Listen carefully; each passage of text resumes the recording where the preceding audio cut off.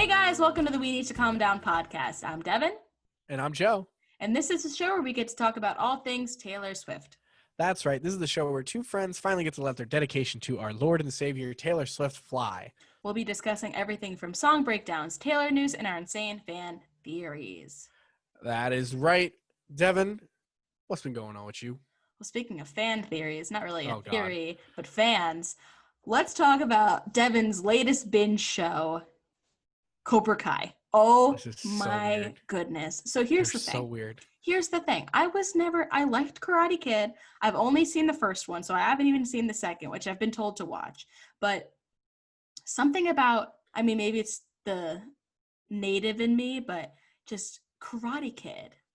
I didn't want to say I'm from New Jersey, so we're going to cut that out. But it's set, he's from New Jersey. Okay.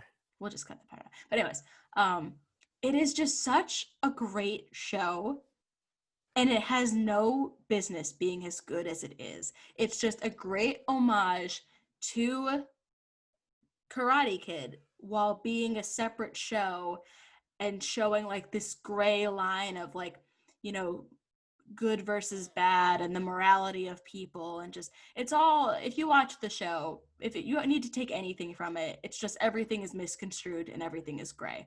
And when I was trying to explain this to Joe off recording earlier, we're both big fans of How I Met Your Mother. He's currently binging that, and I'm almost done.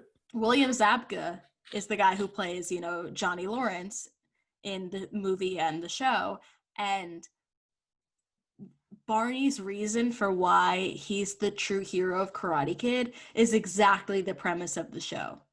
It's just, you're showing the human side of Johnny Lawrence and why he did the things he did. And, this punk kid, Danny LaRusso, stole his girl and, was just a thorn in his side for all these years. And he was the good guy and, all this stuff. And it's just such a great show. Highly recommend. Just nothing to do with Taylor Swift. A lot of Taylor Swift and Karate Kid fans, I don't really know where the Venn diagrams overcross. I can tell you it's none of our fans. But if they do, or, hey, you it's like all Taylor of our Swift? Fans. Hey, you like Taylor Swift? You might not like it, but maybe try a Karate Kid, because this Taylor Swift fan thoroughly enjoys it. I've never seen Karate Kid, any of them. Yeah. I'm really not an 80s movie person. It's the epitome of an 80s movie. I get a lot of flack every time I say this. I watched Clueless and didn't like it, and everyone's like, "Oh, well, Clueless came out in the '90s." I'm like, "Yeah, but it's an '80s movie." I've actually never seen Clueless.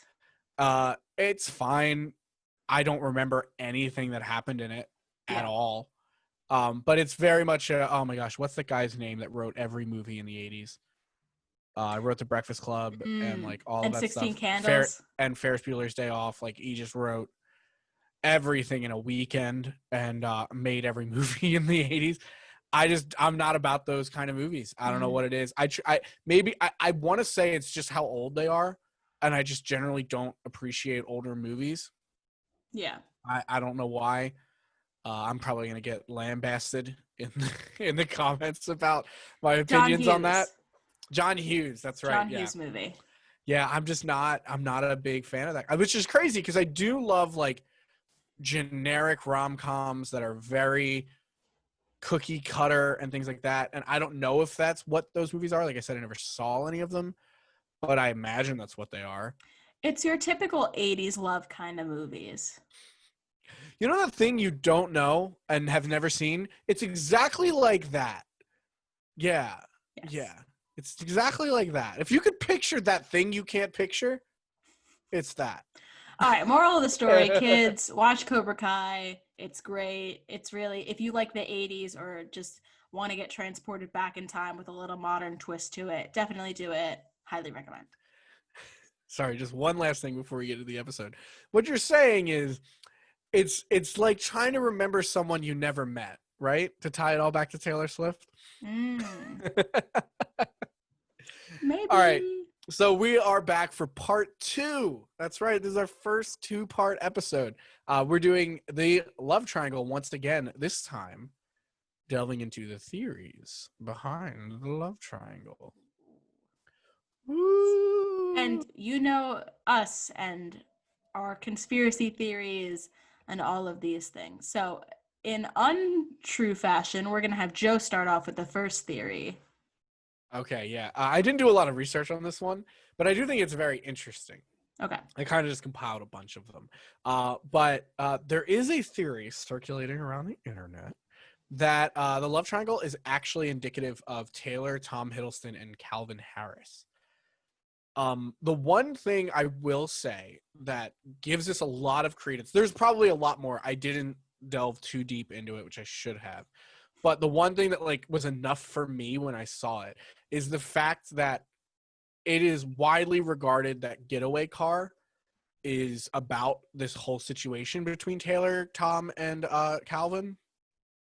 And I love that when he showed up, said get in the car is a focal point in the relationship between this love triangle between No Name, James, and Betty. And I think that's pretty awesome. Like that's a pretty good sign that there's something there about it. And it does feel very similar. Like, actually, now that I think about it, it doesn't feel very similar after that. it kind of falls through. Because I mean, people could probably refute me. My initial gut is Taylor, the situation with Taylor, Tom, and Calvin. Calvin and Taylor were in a long relationship like Betty and James were, but Taylor wanted out of that relationship and used Tom Hiddleston to get out of, as a getaway car to get out of that relationship, but didn't really have feelings for Tom, which is probably like James didn't really have feelings for No Name, but she doesn't want to go back to Calvin. No. So that's the main issue I have with this theory in and of itself is Well, Taylor ain't showing up on Calvin's doorstep. no. Well, I there's the don't know. rise and fall of that theory. I don't know if, but yeah, like it can't be any other way because it can't be Calvin is Taylor has to be James in this version of the story. You can't have Calvin be James and If something it is else. about the three of them. Yeah. That would be how it Yeah. has to lay out. Which Yeah. I personally don't think it's about her. But it is a theory that is circulating the internet, and I think the one thing that gives it credence, I do think it's cool, the getaway car combination, but I think the whole thing that just trashes it is that Taylor wanted to go back to Calvin after they broke up. No. So the next theory that is the biggest theory that's been going around is the fact that James is a woman. What? Why? So we mentioned last episode that the three names that are mentioned throughout the love triangle, James, Betty, Inez, all the names of Blake Lively and Ryan Reynolds' daughters. All daughters, no sons, daughters. That's why James, it's interesting that in that context would be a woman in that sense. There are a lot of things that go back and forth on this. Not to like gender roles are abhorrent and terrible, but boys tend to ride a skateboard. I've seen some amazing videos online of women riding skateboards way better than I ever did. I already broke my arm once. Yes, but the general consensus, and Taylor does, I don't know how much she has done it recently, but historically she does generally stick to gender roles when it comes to portraying relationships, and a lot of her songs, Speak Now, Red, things like that kind of fall in line with that. But that also could be an excuse and a reason why she's trying to branch out from that and change it. Two of the things that, for me, someone who does not believe in this theory at all, and me and Devin love to butt heads about it, but I also just like being like, what's the word? Difficult. About it. But the two things that like do kind of really give this clearance to me that I thought about is there are two lyrics in Cardigan that have interesting connotations if that is the case, if this is three women.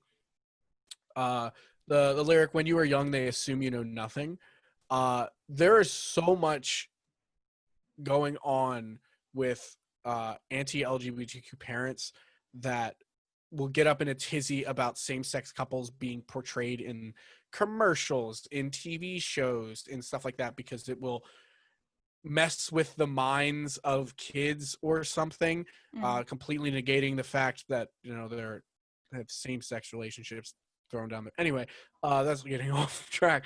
But I think it's really interesting that like when you are young, they assume you know nothing. When you're young, parents just don't really think you understand sexuality, or let alone your own sexuality, things like Mhm. that. Devin, I think you actually had a very better way of describing this, because Yeah. I don't want to come off wrong here or sounding bad. Yeah, so in this concept, if you're trying to frame it in this way, when you are young, they assume you know nothing. That could directly relate to potentially trying to talk to your friends or your parents about, hey, like I think I might be gay, like I think I might like girls, and then it's just, oh no, you don't know what you're talking about, or oh, you're just going through a phase, like you don't know anything, like, and it's when you're young, they assume you don't know what you're talking about. When a lot of people in the community are like, nah, I knew from like a young age. And When they get obviously this older, they could, go, yeah, no, I. And when they get yeah. older, they go, because when I was younger, I knew everything. Mm-hmm. I think that's a fascinating way to look at that too. Yeah. And definitely does lead some credence, or even just like makes you look at the lyrics in a different light. The other one I thought about was a little bit cuter, but I think it's really fun. Like when you felt like I was an old cardigan, you put me on and said I was your favorite. Uh, I like that in a girl on girl relationship. They can share clothes, so they can. So the cardigan that someone was on someone's floor under their bed, she could pull it out and go, "I love your cardigan. I'm gonna wear it. It's mine now." Well, so, Um, and the fact that you're talking about clothing, I'm going to go on a quick tangent because I have a lot more to say about the theory of James being a girl. So, not only is there the cardigan in this setting, but later on in Betty, when James says, standing in your cardigan, that could be Betty is standing in her cardigan, or that could be I am now wearing your cardigan. Like mhm. when I put it on, said I was your favorite, standing in your cardigan. It does not reference who was wearing it. In another song for, what is it? In Cardigan, Betty says the lyrics, high heels on cobblestones, connecting to, like we said last episode, walking home on broken cobblestones. You know, who's wearing the high heels? Again, not to portray gender roles, anyone can wear a pair of heels, but if we're talking about females in high heels, that's a direct correlation as well. Mhm. We don't know who these are all belonging to. It's just kind of blanket It's statements. it's extremely vague, and I can't imagine Taylor didn't do that on purpose. Mm-hmm. Yep. So, what were your And other thoughts on these? other thoughts, I think that when James portrays, well, number one, just the whole fact of I was riding on your skateboard, the fact that Taylor Swift is singing, oh, I was riding on my skateboard, I'm sorry, that's gay. Taylor Swift is gay. But in that, What? what, who's riding on a skateboard? Okay. Just, Me. well, yeah, but you're not a woman. That's fair. That's fair. Um, Okay. I see what you mean there. But I mean, Again, not to put but sexuality identifiers, but a female riding a skateboard in Taylor Swift's context with everything else that Taylor Swift has put well, out. it's James is saying I'm riding on your skateboard. So But the fact that Taylor Swift is performing it and singing, yeah, I was riding on your skateboard or my skateboard, it's okay, I see what you mean. just Well, the fact that she is singing that lyric is just a little it would be. ticky I to feel me. like I to play devil's advocate. I feel like it'd be very weird for her to gender swap her own song from perspective of a boy. Well, no, Uh, the fact that she wrote it in the first place and included the lyrics, I was riding on my skateboard. but she was It's right. She was writing it from his perspective or from their perspective. potentially. Okay. Well, what do you mean? What? Potentially. No, Well, this is so written from James's perspective. it's written from James's perspective, but Taylor Swift wrote the song. Yeah. Yeah. But so if she's singing the words, I was riding on my skateboard. Oh, shit. But if she was singing the words, I was riding on my skateboard, she is still the one who's singing them. So just hearing Taylor Swift say, I was riding on my skateboard. Again, you know it's not about her. It's about James. But just the fact that she's singing it is just funny to me. Okay. Because All it right. comes from her mouth. Anyways, but another line in Betty, when you talk about the whole dance scene, it's, oh, I saw you dance with him. That could be if you are in a same-sex relationship, oh, I saw you dance with him. It's like, oh, like I was hurt that you were dancing with a man and you weren't dancing with me. I like the tie, if we go that route, to Haley Cuoco's, is it Haley Cuoco's Curious? Mm-hmm. which which is a she whole, sang which she with sang with Haley. her. Yeah. Um, Yep. is a whole song about a girl liking a girl who's bi. Mhm. Um, so I mean that's a good. I like that. I like that Yep. as a tie-in. Mm-hmm. The bisexual being Taylor Swift. Anyways, yes, that's my theory about why James could potentially be a girl, or the I theory. I still don't think I buy into it 100%. I think honestly, I think Taylor made it as vague as she did 100% with intent. Uh, but I don't know. I'm trying to think of what in The Taylor's mind these characters are. okay. I'm gonna have to say I think Taylor when she wrote this thought this is a guy, but I want to leave it open for everyone because I don't want this to be I want this to be as relatable as possible. Yeah. The only potential reason I would say that James is a guy is because they're so dumb and the Wow. maturity levels are just trash. And oh, well, I wasn't dancing with you because I saw you dancing with someone else. And oh, I don't like crowds. You know that. Like placing the blame on. That's just like Well, typical he's guy also behavior. self-aware and saying I don't know anything. That Betty, Betty, look at me. Look Hmm. at me. I'm stupid. I don't That's know the anything. that's the only reason I would want it to be about a man is because they're just dumb. They're young and dumb. Tell me more about what you think of my gender, Dever. Yep, will do. Yeah, so we touched on this theory a little bit last episode, but the reason why the mistress, aka the point of No view name. of no No name. name, point of view of August, is never given a name is to just highlight her unimportance. Like she was just never that important to even have a name. Like August, you could say maybe August is the name of the girl, but they talk about August slipping away like a bottle of wine because it was never mine. It's not really like it's not saying I was never mine or like I think August is just the time frame of August going into September. August is the end of summer going back to school. I think I that's where it think makes sense. I think it would be no, I guess that doesn't make sense either.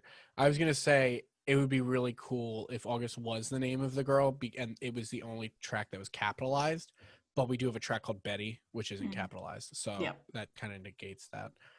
I I don't think her name is August. I immediately thought, oh well, if it does say August slipped away like a bottle of wine, maybe she slipped away, and she is the Mm-hmm. one that's not the.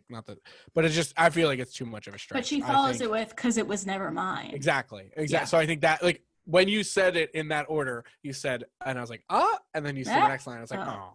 Yeah. oh. So I don't think that's her name, and I think we mentioned it in the last episode she is really only ever referred to as a mistake, as a figment, as like This these abstract concept. concepts. Mm-hmm.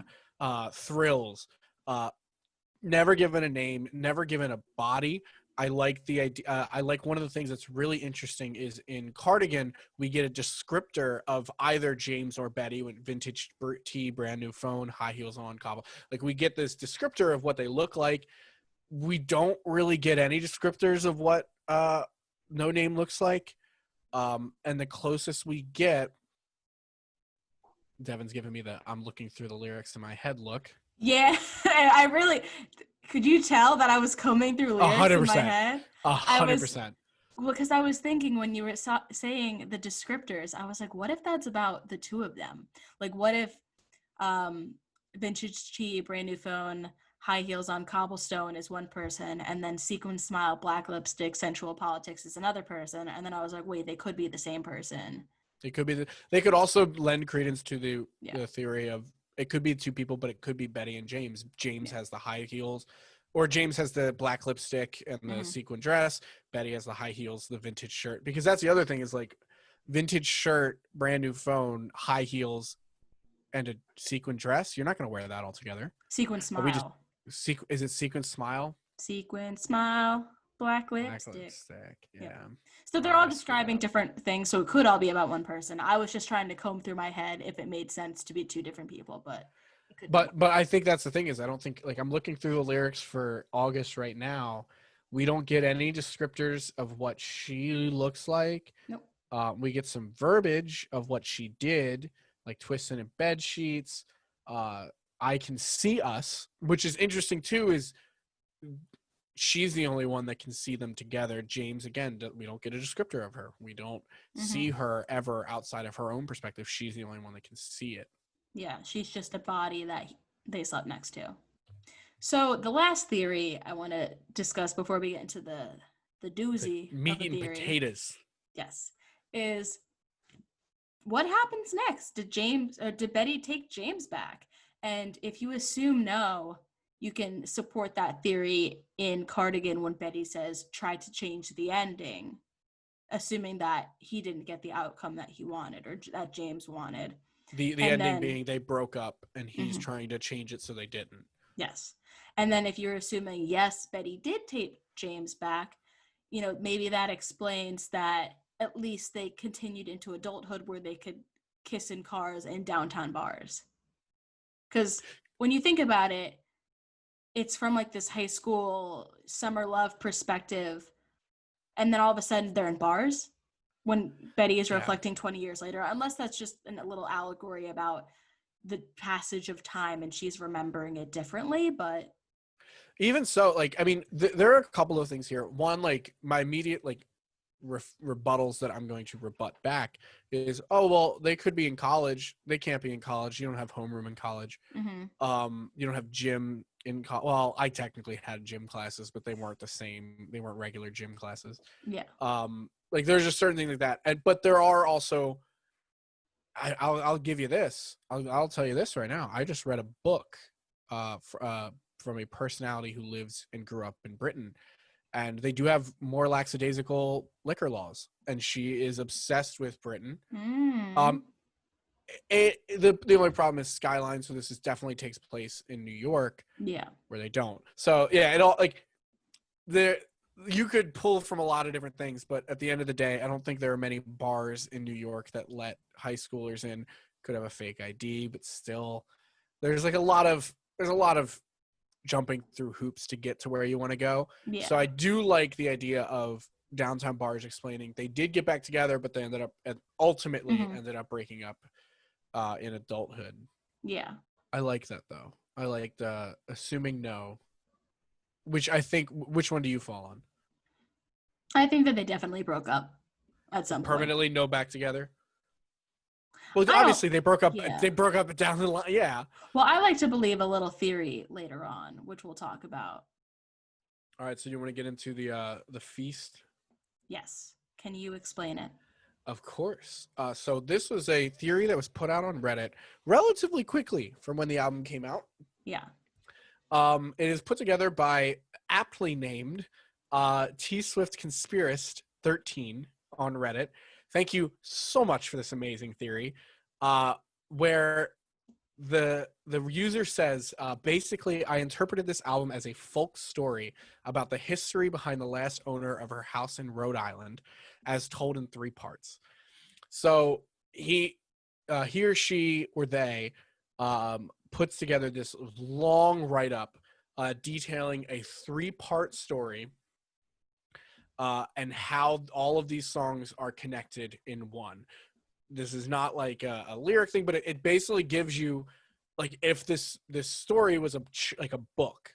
Mm-hmm. And one of the best comments on it that I really liked that explained it as they really think this album is basically a creative writing prompt or project that she wrote and just decided to try. Like, she came up with a full-fledged story in her head, Taylor did, and then broke it into different pieces and different sections for the songs. So we can start with the first part of the story, the affair, which makes the most sense for me. Mm-hmm. And this is interesting because, like, we did get this album broken out into chapters. None of them were these chapters, No. which is really interesting. But this chapter, this fan-made chapter, is called The Affair, and it starts off with August. Aptly is the beginning of the affair. which is interesting. Some of the lyrics that they pointed out was whispers of "Are you sure? Never have I ever before. You weren't mine to lose." These lyrics, and we don't really need to delve too deep in this. It's very obvious that August is part of this love triangle. Mhm. It is the no name mistress account of the affair, Yes. told a little bit ahead of after it had already happened. We get into the next song that's part of this is Mirror Ball, Mhm. which describes the details of what they did during the affair. So basically, it gives you the timeline of what happened over the summer of James and No Name hooking up and connecting. Yeah, and I think this song is definitely from that same woman's perspective. I think I'll show you every version of yourself tonight. Hush when no one's around, my dear. I know the end is near. I think Mm-hmm. that a really good lyric to kind of tie it all together was I'm still like the whole bridge. I'm still on that tightrope trying to get you laughing at me, trying to keep you looking at me. She knows it's going to end. And she's like, just I'm a don't even, believer. I'm a yeah. believer, but I don't know why. Living Mm-hmm. for the hope of it all. She's still believing in this Yeah. relationship, but she doesn't know why she is. She's trying to do everything to keep James's attention on her and not Mm-hmm. on Betty. And it showed like I love the thing is I love the context of this because it does take like I want you to know I'm a mirror ball. I'll show you because I can like when we did the mirror ball episode, you can imagine these two people sitting on a bench, sitting somewhere, uh, maybe behind a mall, where no one is around, my dear.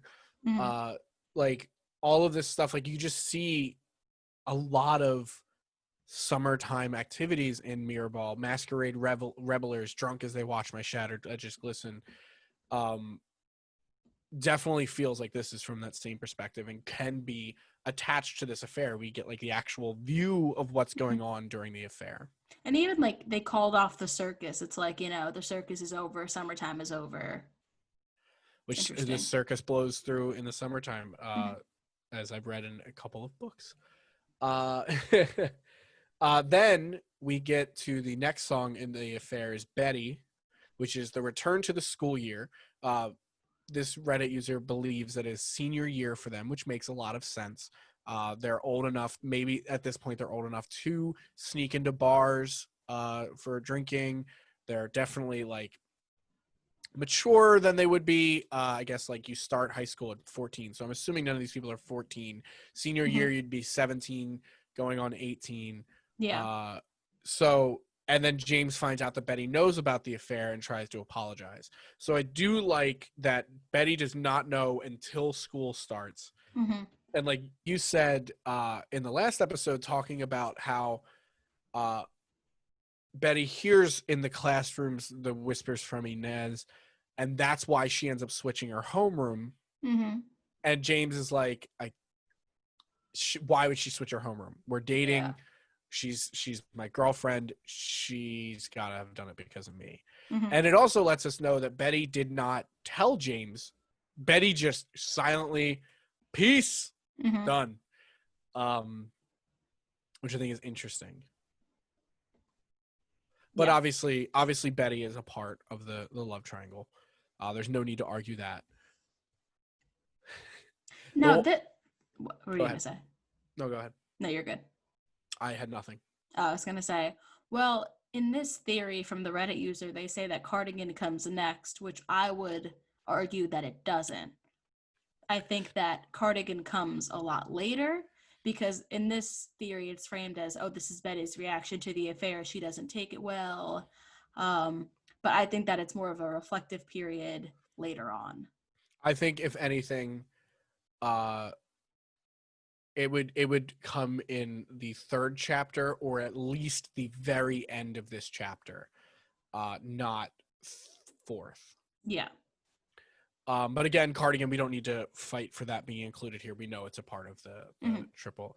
The next song is Illicit Affairs, which we initially, when we heard the Love Triangle, we were like, oh well, this is clearly Mm-hmm. the one of the songs on the Love Triangle, and we were amazed when it wasn't.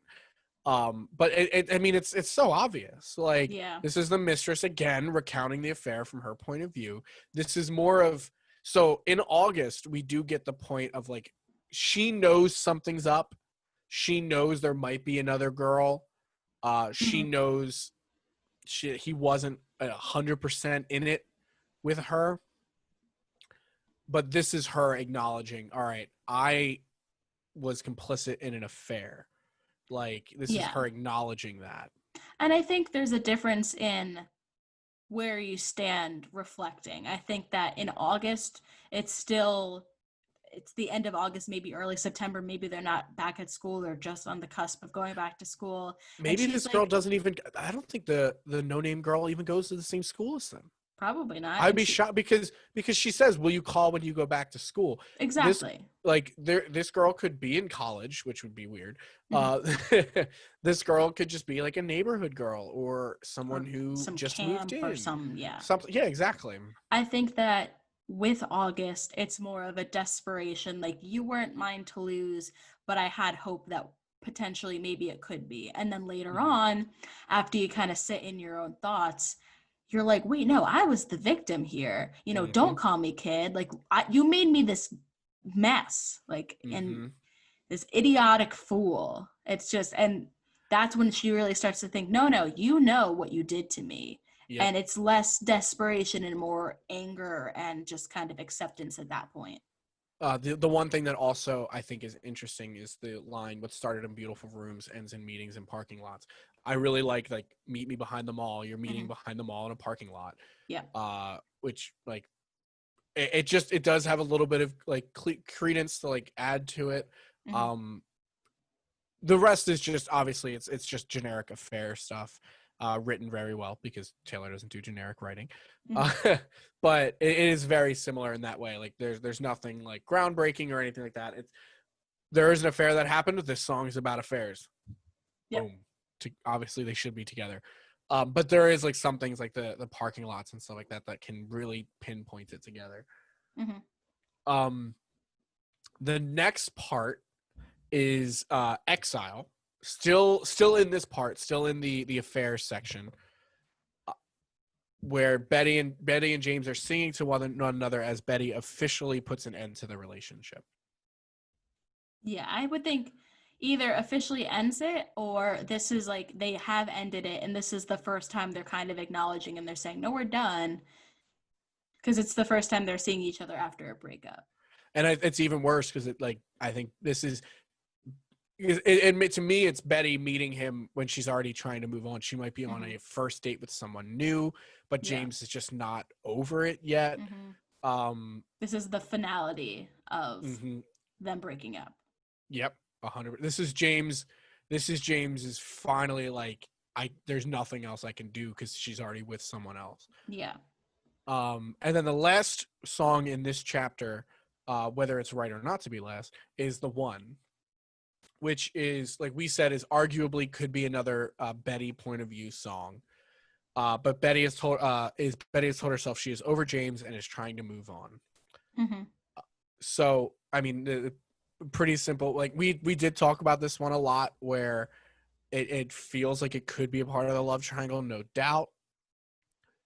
Um, Yeah. So my theory was when I was thinking about the three songs, Taylor never confirms what three songs are in the triangle. And there was a cool theory online that the one and cardigan could be interchangeable for whether or not they get back together. So mhm. if they never got back together, the one's the song. She's, reflecting, oh, it would have been fun if you would have been the one. The greatest loves of all time are over now. It's just what could have been. And then Cardigan shows, well, I knew you'd come back. I knew this. And you don't know whether or not they did come back together, but you know that he actually showed up. The one would be if he never showed up. I like to a line that ties this together that makes it so that these are congruent is in Cardigan. Betty's song, Betty's first song, if we believe this theory, Mhm. is if I could find it, would be really cool. Is you drew stars around my scars, but now I'm bleeding. And then in the one, saying, "But if you never bleed, you're never gonna grow." So it's her directly like in Cardigan, she's referencing herself. "Use your scars on my scars, but then you caused me to bleed Mhm. because you cheated on me." And then the one is her recounting and going, "Well, I mean, I'm never. it sucks. I hated that it happened, but you cheating on me made me grow as a person because you made me bleed. Yeah. Which is it's fun to find those lyrics that tie in that way. Mm-hmm. So the second chapter is just entitled James's Arc. And this is the one that I think is really interesting because after we get this is the affair, and this is the whole love triangle in those 7 songs. Jeez, there's so many songs on this album, man. Mm-hmm. Uh, so James's arc, we see is after the affair, after everything has gone on, James is desperately trying to make things right with Betty, but it's really not working. And at this point, it seems they may have graduated high school and are starting to move into what their adult lives are going to end up being. And this chapter, this fan chapter, starts with "This is me trying." So obviously, it's a pleading song. It's trying to like play to Betty wanting to take him back, saying James has been desperately trying to make things right with Betty, but it's just not working. He's been having a hard time adjusting since he graduated from college or from high school. Mm-hmm. He has a lot of regrets about his senior year, and he just wants her to fell know. behind all my classmates and I ended up here. Mm-hmm. I just don't get the pouring my heart out to a stranger, but I didn't pour the whiskey. I guess if that's. I mean, again, if we tie it back to kissing in downtown bars, maybe he just has a fake ID. And I mean, I don't know. It's weird. I feel like you're the same as me. I didn't drink in high school at all. Yeah, no. I didn't start drinking until I was like 1 month removed from 21. So I wasn't a part of that crowd, but I know a lot of I know of kids, and if I can relate to the kids, some of them did have fake IDs in high school and got into bars and stuff like that. So that could be the case that he just high school did not go, his senior year did not go the way it was. And it makes sense if Betty was this huge facet, we don't know how long they were together before this too. Yeah. Because you can argue 2 different ways. You can argue it wasn't that long, or you could argue it was a 3-year relationship and James just got complacent, a little bored, maybe just wanted to chase a new thrill for a little bit and then realized he screwed up, came back, which if it was a longer relationship, that means that him screwing it all up, losing the girl of his life that he had loved for so long, however, in an indeterminate amount of time, sends his grades spiraling down, his last senior year being completely screwed up, and him just pleading with her, I want you to know I'm trying to make everything better. I'm trying to do my best to make it up. Yeah. And then so the next song would then be Peace, which is where James realizes the only way for both him and Betty to find peace is for him to leave town. And this is where it starts like tying everything together in such a ridiculous way, but I love it. Is that he joins the army.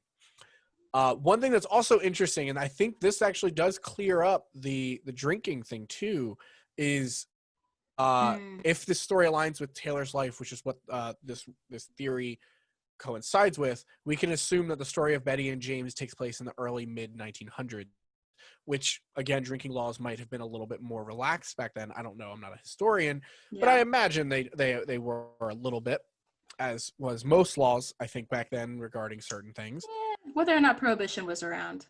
Well, Prohibition was the 1920s. Which and then they talk about a lot in this album, Roaring 20s, stuff like that. So who knows? It could have been right after that when everything went through. And even if it was during Prohibition, do you think anyone's carding at a fake bar? But either way, I mean, this one I find I can probably like nitpick around a little bit, but I mean, it is James saying like, the couple of lines that the Reddit user pulls out is, our coming of age has come and gone. They're no longer in high school anymore. And suddenly this summer, it's clear. It's the summer after everything happened. And he's like, well, we're done. It's gone. And what else am I going to do? And so this is him joining the army. But he's still saying like he still has these feelings for her. He still wants to make it up to her somehow, some way, and saying I would die for you in secret. And even if he's calling on the fact that like at the end of the day, I know I hurt you. I never want to do it again. And even if you're not with me, the only way I can make you happy, which is what I want to do, is to leave. Mm-hmm. And then we get the war reference with sit with you in the trenches. Yeah. I'm going to let you take the next one, though. So then we go to Epiphany, which would be where James potentially dies in battle. So the whole song, like we've talked about in multiple episodes, sounds like a war movie. You know, you have the imagery of keep your helmet, keep your life, son, just a flesh wound, here's your rifle, you know, evocative of a war zone. With you I serve, with you I fall down. Just one single glimpse of relief to make some sense of what you've seen. That little glimpse of relief might be, you know, the light at the end of the tunnel. It's, you're making some sense of everything that you've gone through, everything that's happened in your life, all the good, all the bad, you know. It's nuts. This is where like I start getting chills around this part, because it's like it's taking it beyond just a love story now. Like you're getting like a full-fledged like like creative writing piece here. So now I want to actually talk about this next one because I think I can go off I have not on stopped it. talking. Take some over Yes. for me. So now we go into the next one after, you know, Epiphany, which would be My Tears Ricochet, being James's funeral. So we've talked about how this song could be about her masters, but if you frame it in this light, a lot of things do make sense. I'm just gonna go from lyrics that I can pull off the top of my head. Um, if I'm dead to you, why are you at the wake? You know, if we went all through all this messed up stuff, and if you hated me so much, why are you at my funeral? Like, um, did I deserve all the hell you gave me when you broke up with me and you know, ignored me and made the scene at the movie theater when we broke up officially? Did I deserve that? Because I loved you until my dying day. I went to war because I loved you and I knew that it would give you peace. And here you are cursing my name, potentially wishing I stayed in this relationship, wishing I didn't go off to war, wishing I had come back to you and apologized again. And now you're the one who's crying. My tears have now ricocheted onto you. That is so fascinating. You you see this song from James's perspective? Mm-hmm. I see this song from Betty's perspective. Mm, I think like I didn't have an I think if I'm dead to you, why are you still at the wake? Well, that's probably I think it kind of switches back and forth their perspectives, but like mm-hmm. you had to kill me, but it killed you just the same. Like James, the only way to get over her was to like like she's dead to me. She can't be alive to me, otherwise it's gonna screw me up.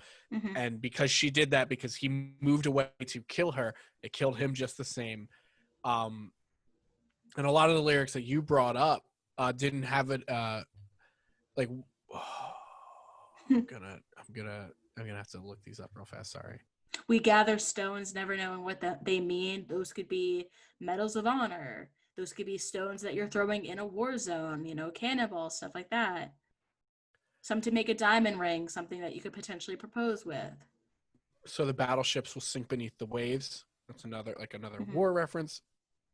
Um, I can go anywhere I want. I guess I think it flips back and forth, or I don't know why. Some lines I hear in Betty's perspective, like, you know, I didn't want to have to haunt you. Like, I think that it could be both. That one. I think the bridge is more so Betty's perspective because I still talk to you when I'm screaming at the Mm-hmm. sky, and when you can't sleep at night, you hear my stolen lullabies. Well, I think They that one probably is switch back. I James. think they Yeah, switch back and forth. I really mm-hmm. do. I think you can make this as a conversation really between Yeah, these two people. Even on my worst day, did I deserve, babe, all the hell you gave me? Could be James, or it could be Betty saying like, yeah, did I deserve you to cheat mm-hmm. on me? What did you do? Because I loved you. I swear I loved you till my dying day, James. I didn't have it in myself to go with Grace, James. Betty, and you're the hero flying around saving face. Mm-hmm. And if I'm dead to you, what, like it Yeah, just goes back and forth between the two, mm-hmm. uh which I'm just noticing now, and it's kind of blowing my mind here. um oh no, I love it. I think this is the one that like this song blows my mind Mm-hmm. because of how many different interpretations it has. Why it's my number two. It's just so it's good. it's so good. wishing I'd stayed. Betty's or James just saying, wishing I didn't go to war and wouldn't be Mm-hmm. dead by now. Oh my gosh. All right. Oh my gosh. So then the last song on this next chapter, or from this chapter, would be Hoax, a, depicting, Betty going crazy after not being able to process James' death. It's, this has broken me down, my twisted knife, stood on the cliffside screaming, give me a reason, which is, if you're on a cliff, you're thinking of jumping, give me a reason why I shouldn't. My kingdom's come undone. It's basically just her crumbling down, and she's just, I didn't want another shade of blue but you. No other sadness in the world would do. I am ash from your fire. Just Mm-hmm. James's death. Now Yeah. she's suffering from it. You left a part of me back in the New York. You know the hero died, which is James. Mm. So what's the movie for?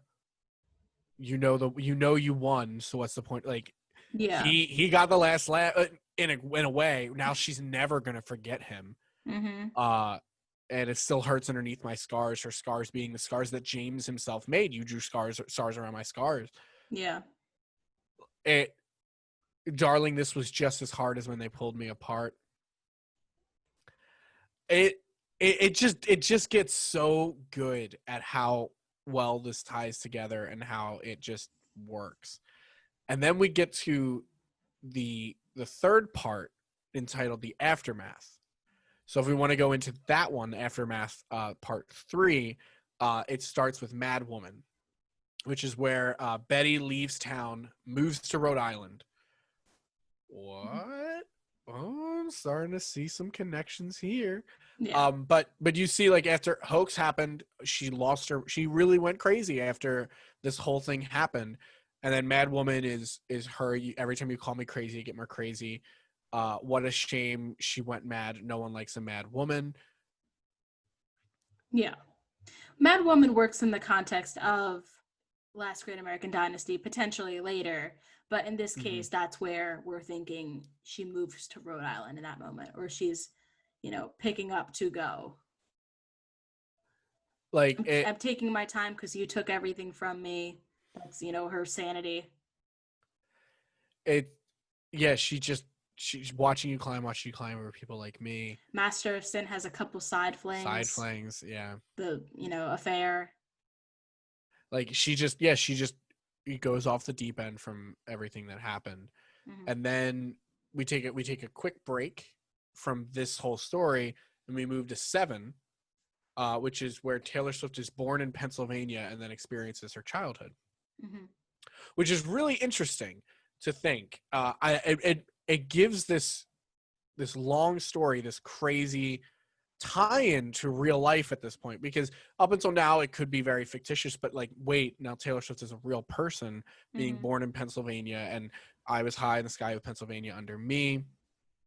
And then the thing saying passed down like folk songs as a lyric saying like this whole album being this folk story, this one long folk story of what happened at Taylor Swift's now residence in Rhode Island, Mm-hmm. um, is an interesting one. I think this is our next song breakdown too. Do you have anything with 7? I feel like you like this song a lot. I do, but you pretty much summed it up. We don't really need to go any further about it.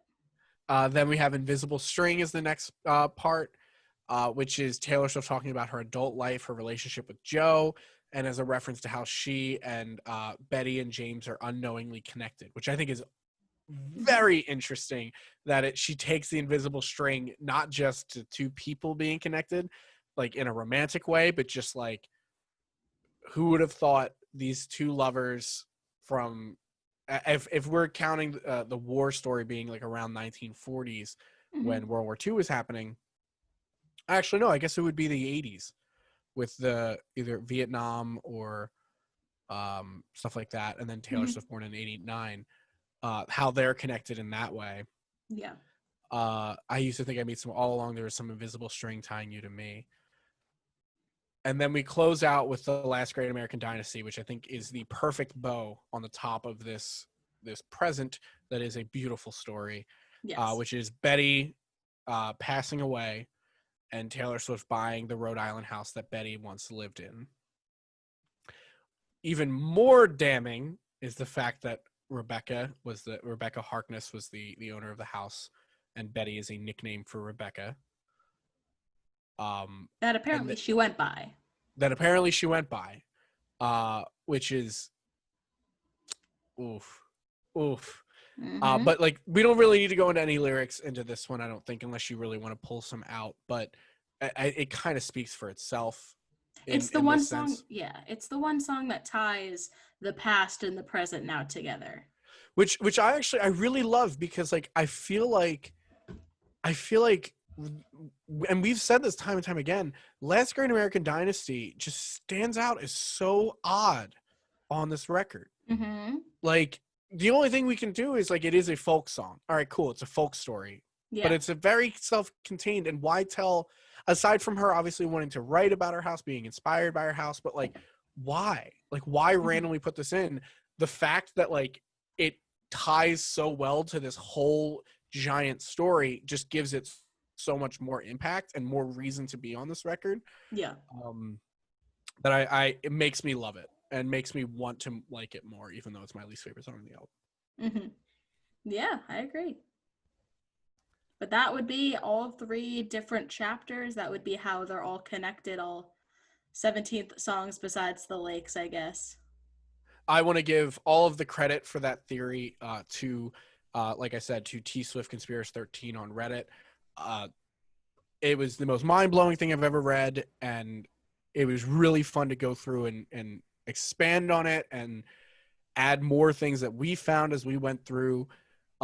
If you guys found any more connections, if you have more theories about this love triangle, more lyrics that we didn't mention that tie together in ways that we didn't see, let us know in the comments on this video, or in a review, or DM us on Instagram and let us know about them. I think that's all we have for this episode. Unless, Devin, do you have anything you want to say before we close? What a story. My I brain I is hurting. I love this story so much. I would read this book in a heartbeat. Mm-hmm. So if you do like what you hear, if you liked this episode or any of the other episodes we put out, make sure to give us a review and a 5-star rating on Apple. It really helps us. And if you have a friend that's a Swiftie, tell them about us. Yes. And make sure to follow us on social media, subscribe to our YouTube channel if you want to see our beautiful faces. We are at WNTCD Podcast on Twitter. Everywhere else, just We Need to Calm Down Podcast.